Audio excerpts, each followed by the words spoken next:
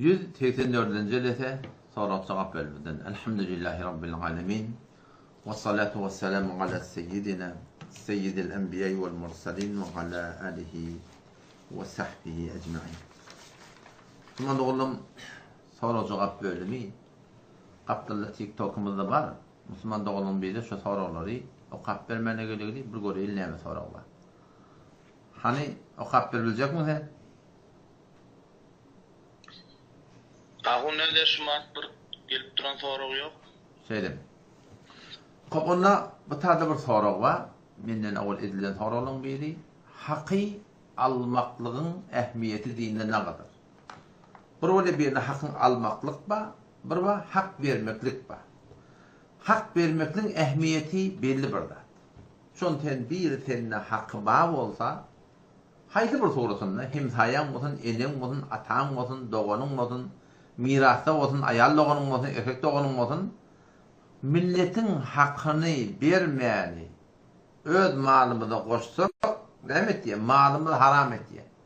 Yani o da kamırları olur, su içmelen, şuna bir damza, peşav, ya kan, ya arak içki damza, bütün şu su haram etçi alak, aynı doğrultusunda malımıza eğer haram olsa, miras yüzünden, ulasa alıveru yüzünden, ağlamaklık yüzünden, o şuna mesela haramlat koşmaklık bilen, bu da ne bizim malımızı haram et diye, o şu doğrultusunda vaktiyle malına haram koşuldum hava, ve namazında kabulle, aradan da kabulle, hacında kabulle, hiçbir zaten Hudayda kabul etmiyor. Yani. Bu oldu malı vermekliğin ehmiyeti, hakkı vermekliğin ehmiyeti.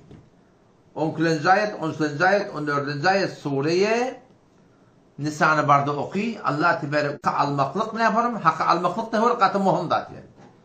Sonra ne mi hakkı almaklık muhim? Hamana bir de sana sen hakkın var. Hakkın vermeyen no. Hakkı sondan almaklık da bizim mühimden farz. O ne mi? Çünkü hakkı almasan onun dişini etkanı ya. O ertükün başı birazdan betbakt etti. Geçsen geçerdin öz bağlayayım hakkın yöne. Hakkın almaklık da sana farz. Onun şu da geçmeli olsa hakkı almalı. Hakkın hakla belli etmeli o zaman geçecek de o zaman. Peygamber sallallahu aleyhi ve sellem önce şu İbrahim aleyhisselam'ın diyanetine göre, itikadına göre, ibadetine göre şu durumda Allah Celle Celaluhu ne yapıyor? Ben sorular Ahun berdi sor. Hava. Maktum olişanın diye mingle atlı koşkusunda kıyır. Haydi bir hadise amel etmesinliği Hanefi mezhep fukahaları biliyor. Ama lakin yine peygamber şu doğru üstüne atır ötkülende atsalmani yüzüğü örtüğü kadın Türkmen çarşafıyalık celbab çadır adamla oluyor. İçer yağdayı doğrulamaklığa baştaki hakkani pirler yarlarına varsanız telim atın inşallah din taydan, iman taydan, ahlak taydan çalanacak ötersiniz. Ama yok, alıp barayan yolu şeriata ters.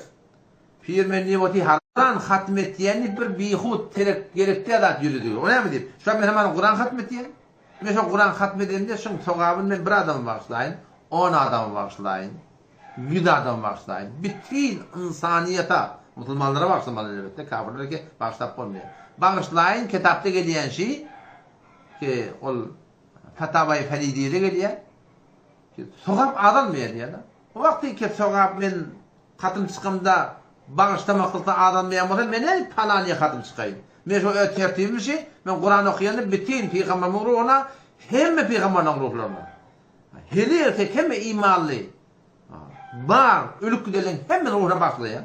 O vakti şey tutturamadım o zaman da onu. Sen ona katım çık deyip bana aytmak gerek değil.